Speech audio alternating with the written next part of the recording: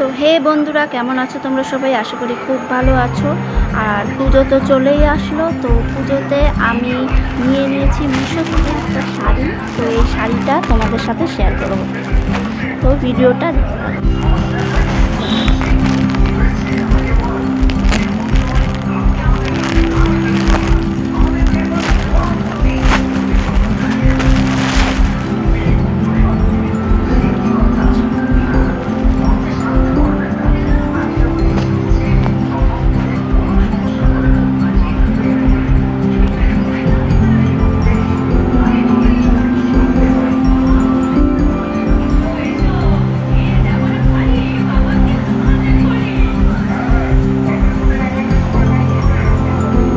আঁচলের কাজটা খুবই সুন্দর। তোমাদের কেমন লেগেছে অবশ্যই বলবে, আমার খুব ভালো লেগেছে। আর শাড়ির কালারটা আমাকে কেমন লাগবে অবশ্যই কমেন্ট করে জানাবে।